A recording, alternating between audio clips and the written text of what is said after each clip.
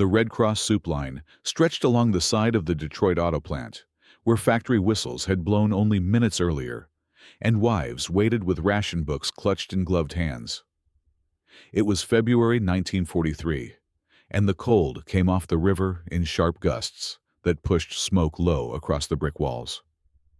Clara Whitmore stood halfway through the line, her coat smelling faintly of machine oil from the shift she had just finished riveting fuselage panels for bombers. She had worked 10 hours. She had followed every ration rule. When she reached the front, the volunteer flipped through her ration book, frowned, and shook her head. "Already marked for the week," the woman said flatly, tapping a stamp that Clara knew had not been there that morning. Several people in line shifted uncomfortably, pretending not to watch. Clara opened her mouth to protest, then stopped. Arguing in public meant attention. Attention meant trouble. The volunteer slid her bowl aside and called for the next person. Clara stepped back, empty bowl in hand, the humiliation sharper than the wind. An army sergeant in olive drab stood near the supply table, assigned to oversee distribution for soldiers' families. He had been scanning the crowd for disorder when he noticed Clara's stillness, the kind that held itself together by force. He stepped forward without raising his voice. "Let me see that," he said, taking her ration book from the volunteer before anyone could object. His name tag read Sergeant Daniel Mercer, and the stripes on his sleeve carried weight. He checked the stamp, compared it to the ledger beside the soup pot, and frowned. "This mark was made today," he said calmly, "after distribution started." The volunteer hesitated. The line went silent. Mercer reached for Clara's bowl, dipped the ladle deep into the steaming pot, and filled it to the exact level every other portion had been poured. He handed it back to her with steady eyes. "If she worked the line, she eats," he said. No shouting, no anger, just fact. Murmurs rolled through the waiting crowd. The volunteer opened her mouth again, but Mercer was already noting the ledger entry himself. Clara felt the warmth through the thin tin of the bowl, and something steadier than hunger settled inside her. The line resumed, but the air had shifted. And from the far edge of the loading dock, a warehouse supervisor watched the exchange too closely, his expression tightening as he turned away toward the supply trucks parked beyond the gate. Clara moved a few steps away from the line, the steam from the soup rising into her face as the cold pressed in around the dockyard. The crowd resumed its rhythm, but the earlier stillness lingered like a held breath that had not fully released. Sergeant Mercer finished adjusting the ledger entry, then stepped aside from the distribution table and followed her toward the edge of the loading platform. He did not hover. He did not offer apology. He simply spoke in the same even tone he had used moments before. "What factory are you assigned to?" he asked. Clara shifted the bowl in her hands and answered without hesitation. "Willow Run, Riveting Division." His brows lifted slightly. "That's bomber work," she nodded. "Every day." He studied her face more closely now, recognition beginning to form in his expression. "Ah, Whitmore," he said quietly, glancing again at the ration book he still held. "Any relation to Thomas Whitmore?" The name struck her like a physical thing. She looked up sharply. "He's my brother," she replied. "He shipped out last summer. Army Air Corps." Mercer exhaled once through his nose. "I trained with him at Fort Custer," he said. "Tall kid. Always late to formation." A faint, surprised smile touched Clara's mouth before she could stop it. "That sounds right." Mercer nodded once, the memory anchoring something between them. "He pulled me out of a ditch during night drills," he added. "Said I'd never make it overseas if I kept tripping over my own boots." The warmth in Clara's hands no longer came only from the soup. "Is he—" she began, but did not finish. Mercer shook his head. "Last I heard, his unit was stationed in England. That was 3 months ago. It wasn't certainty, but it was something." Around them, crates were being shifted toward waiting trucks, engines idling in short bursts as drivers prepared to move out. Clara glanced toward the loading yard. "They've been cutting portions for weeks," she said quietly, lowering her voice so the volunteers could not hear. "Not just mine. Women from my shift. Some of them have children." Mercer followed her gaze toward the parked trucks and the supervisor who had disappeared behind them. "Ration errors don't multiply by accident," he said. The whistle blew again from the plant across the street, signaling the next shift. Clara looked back at him, something firmer replacing humiliation. "If my brother pulled you out of a ditch," she said steadily, "then maybe you can help me pull something out of this one." Mercer did not answer immediately. He was watching the trucks roll toward the side gate, where the warehouse supervisor stood counting crates with unusual urgency. The trucks rolled slowly past the chain-link gate, their tires crunching over frozen gravel as factory workers filtered away from the dock. Clara watched the crates stacked in the open beds, wooden boxes stamped with government supply codes she had seen before on assembly shipments at Willow Run. The markings were familiar: dehydrated vegetables, powdered milk, surplus canned stock allocated for civilian relief, tied to war production plants. Yet the volume moving out seemed heavier than what had just been distributed at the soup line. Sergeant Mercer followed her line of sight. "Those shipments are scheduled weekly," he said quietly. "And distribution was cut short tonight." Clara nodded. "Last week too, and the week before." They stepped aside as another truck pulled forward. The warehouse supervisor, the broad man in a wool overcoat named Harold Brenner, checked a clipboard under the dim dock light. He did not look at Clara directly, but his posture stiffened when he noticed Mercer observing the crates. Clara lowered her voice. "Women on my shift have had stamps appear on their ration books the same way mine did, marked without serving. Some stopped coming. Others said it wasn't worth arguing." Mercer's jaw tightened. "You reported it?" She gave a short shake of her head. "To who? The same office that runs the warehouse?" A final truck eased past them, and Clara spotted something that made her step forward. One crate near the rear had been split slightly at the corner, enough to show fresh, canned labels inside. The marking date was recent. Too recent for supplies that had supposedly been exhausted. Mercer saw it too. That load shouldn't be full," he muttered. He glanced at Brenner again, who had begun urging drivers along with impatient gestures. "Where do those trucks go after this?" Mercer asked. Clara answered immediately. "South Yard Depot, then redistributed to neighborhood relief stations." She hesitated. "At least, that's what we're told." Mercer turned back toward the soup line tables where volunteers were stacking empty tins. "Ledger entries cut early. Full crates leaving late," he said under his breath. Clara met his eyes steadily. "If the food isn't reaching us," she replied, "it's reaching someone." The dock lights flickered once in the wind, casting long shadows across the yard. Brenner barked an order, and one driver stalled momentarily before restarting his engine. Mercer stepped back from the gate. "Tomorrow night," he said quietly. "Shift change. I'll be here." Clara did not ask what he intended. She only nodded. Across the yard, Brenner closed his clipboard and locked the gate behind the departing trucks, unaware that for the first time in weeks, someone had begun counting the movement instead of accepting the shortage. The next evening, the factory whistle cut through the twilight haze just as Clara stepped out of Willow Run, with grease still beneath her fingernails. She didn't return directly to the soup line. Instead, she crossed the street toward the side yard where surplus shipments were temporarily logged before heading to the South Depot.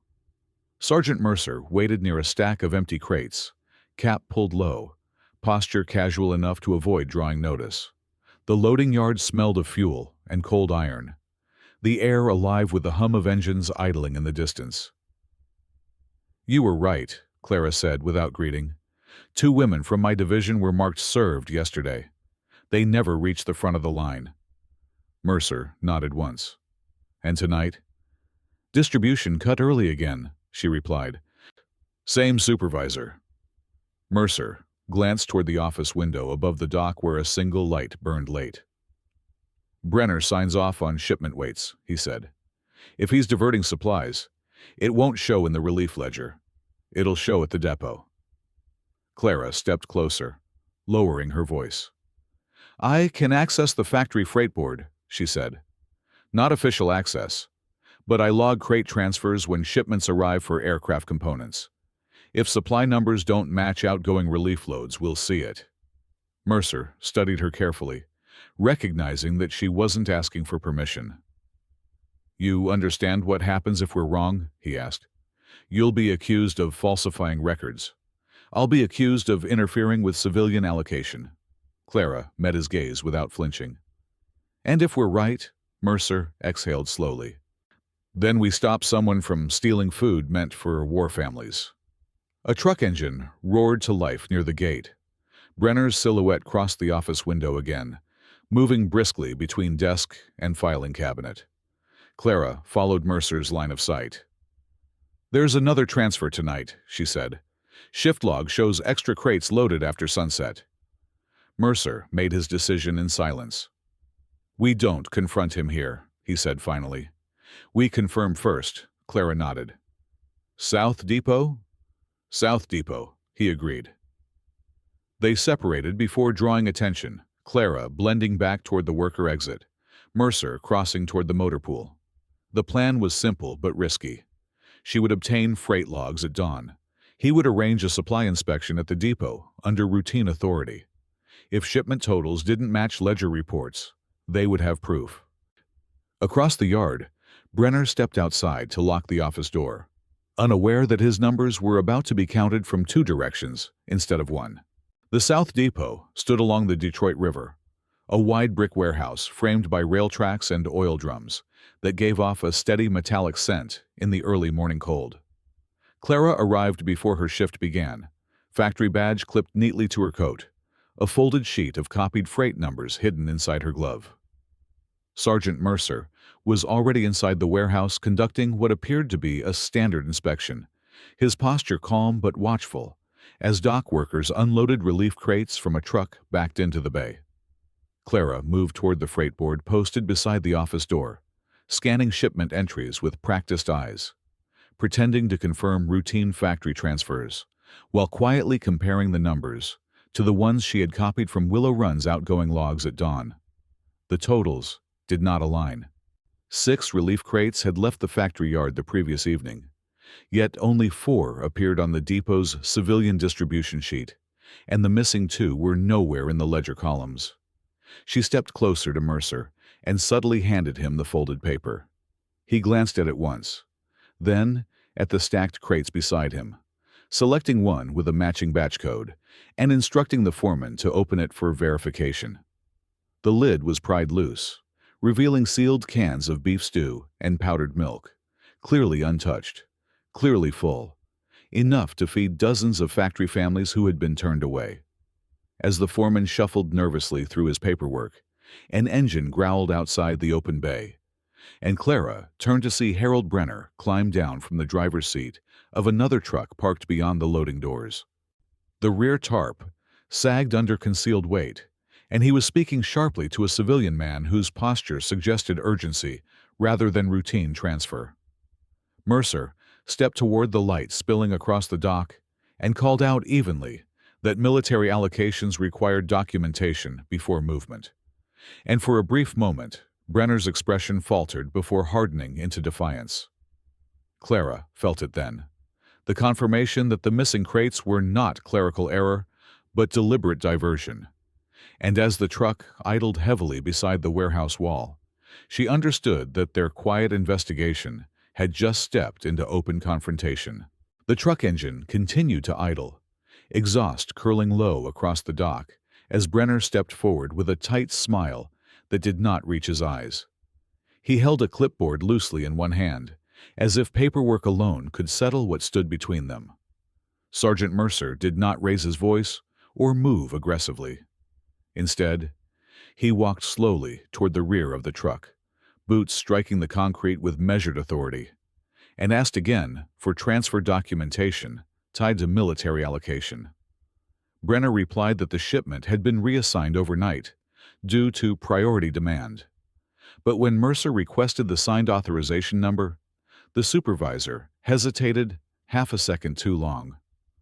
Clara stood just inside the warehouse threshold, watching the exchange while keeping the copied freight log steady in her hand, aware that timing mattered more than emotion. Mercer reached for the tarp without waiting for further explanation and pulled it back in a single motion, exposing 2 relief crates marked with the same factory batch codes Clara had memorized. The civilian driver shifted uncomfortably and glanced toward Brenner, who barked that the crates were headed to a different district under revised routing. Yet he could not produce a stamped order to support the claim. Mercer signaled to the depot foreman to bring the manifest forward and compared the printed entry to Clara's notes, confirming in front of 3 dock workers that the shipment numbers had been altered after departure from Willow Run. The realization spread quietly but unmistakably across the loading bay that this was no clerical slip but a deliberate redirection of food meant for war families. Brenner stepped closer, lowering his voice and warning Mercer that interfering with civilian allocation could trigger disciplinary review, but the sergeant responded by citing his authority to halt any transport suspected of supply mismanagement tied to military-affiliated relief. He ordered the truck keys surrendered and instructed the foreman to log the crates back into official inventory immediately. As the crates were lifted down and restacked under clear record, Clara felt the weight of the moment settle. Not only had they confirmed diversion, they had stopped it in motion. Brenner's jaw tightened as he realized the trucks would not leave that morning, and the dock workers, now fully aware of what had nearly occurred, exchanged looks that carried something stronger than curiosity. The interception had shifted from suspicion to proof, and with proof came consequences that neither Clara nor Mercer could easily step back from. The dock workers dispersed slowly after the crates were logged back into inventory, but the tension did not lift with them. Brenner remained near the loading bay, coat collar turned up against the wind, eyes fixed on Clara, as if recalculating his position rather than conceding it. Within an hour, word of the halted shipment had reached the regional civilian supply office, and by midday, a military transport sedan rolled into the depot yard, carrying 2 uniformed investigators from the district command. Sergeant Mercer stood at attention as they stepped out, his earlier authority now subject to scrutiny under formal review. Brenner wasted no time presenting his version of events, claiming that Clara had falsified freight numbers and that Mercer had acted outside his jurisdiction by seizing civilian property. The accusation landed with calculated precision. Clara felt the weight of every gaze in the warehouse shift toward her again, the same isolation she had known in the soup line returning in a sharper form. One investigator requested Clara's copied log sheet and examined it carefully, while the other questioned Mercer about chain of command protocol. Mercer did not soften his tone or step back from responsibility. He stated plainly that supply discrepancies linked to military-supported relief fell within his duty to inspect and halt. Brenner pressed harder, suggesting that Clara had manipulated records to create suspicion, and hinted that she might have been involved in unauthorized removal of ration stamps at the soup distribution site. The escalation was immediate and dangerous. If Clara were formally accused, well, she could lose her factory position and face charges under wartime ration control laws. Yet, she did not retreat. She stepped forward and explained the repeated denials witnessed by dozens of workers, describing the mismatched stamps and the premature closing of distribution. Her voice did not tremble. She spoke as someone who understood the risk of silence more than the fear of accusation. The investigators requested access to the original Willow Run freight logs, and Clara informed them that the master ledger remained locked in the factory office. Brenner objected, arguing that such access would delay scheduled shipments. One investigator raised a hand and stated that all further transfers from Brenner's dock would be suspended pending review. As the officials moved toward the sedan to contact factory management, Brenner's composure cracked for the first time. He turned toward Clara and Mercer with quiet fury in his eyes, and though he said nothing openly threatening, the implication was unmistakable. This confrontation was no longer about missing crates, but about reputation, power, and who would control the outcome when the public learned what had nearly happened. By late afternoon, the freight yard no longer felt like a private dispute between a supervisor and a sergeant. Word had spread across the factory floor and into the surrounding neighborhoods with the speed that only wartime rumor carried. When Clara and Mercer returned to Willow Run to retrieve the master freight ledger, they found not only investigators waiting near the office entrance, but also dozens of workers lingering beyond their shifts, sleeves still rolled up, grease stains marking the day's labor. Brenner had arrived ahead of them and stood near the loading doors, speaking urgently to a small cluster of managers, as if trying to shape the narrative before it hardened into fact. The investigators requested the master ledger in full view of everyone present, and when it was opened on the wooden table beside the dock, the columns told their own story. 6 relief crates dispatched, 4 logged at the depot, 2 reassigned without proper authorization. The ink of the alteration was fresher than the original entry. A murmur moved through the workers as the investigators compared signatures and timestamps. One of the women from Clara's riveting division stepped forward and confirmed that she, too, had been marked as served without receiving food. Another followed, then a third, each recounting similar denials over the past month. What had seemed like isolated embarrassment now revealed a pattern that the crowd could no longer ignore. Brenner attempted to interrupt, insisting that clerical adjustments were common during high-volume supply weeks, but the investigator held up the altered ledger page for all to see, noting the inconsistency in the supervisor's own signature. The dockyard fell quiet in a different way than before, not tense, but resolute. Mercer did not speak over the investigators, nor did he posture as a victor. He simply stood beside Clara, allowing the evidence and the workers' testimony to establish the truth. When the lead investigator announced that Brenner would be suspended pending formal review and that diverted shipments would be audited immediately, a collective exhale passed through the crowd. Clara felt it not as triumph, but as correction, the kind that restores balance without spectacle. Brenner was escorted toward the office, his earlier authority reduced to paperwork and silence. Around Clara, the workers began speaking openly about missed meals and unexplained shortages, their voices steady now that someone had listened. In that moment, the story was no longer about a single bowl of soup, but about a town reclaiming its own fairness under the pressure of war. The audit lasted weeks, but the outcome became clear long before the paperwork was finalized. Diverted crates were recovered, distribution procedures were tightened, and the Red Cross station beside the factory no longer closed its line before every ration was accounted for. Clara returned to her riveting station the morning after the suspension, not as a spectacle but as a worker whose quiet insistence had shifted something larger than herself. The women on her division treated her differently now, not with awe, but with a steadier kind of respect that comes when someone refuses to step back under pressure.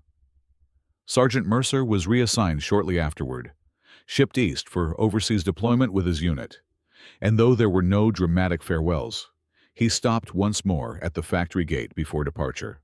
He thanked Clara for trusting him with the freight numbers and told her that her brother's training record had always listed "reliable under fire" beside his name.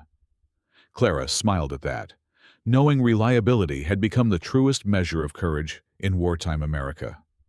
By the spring of 1945, as the war drew toward its closing chapters, Clara was asked to assist the Community Ration Office in reorganizing relief tracking for war families.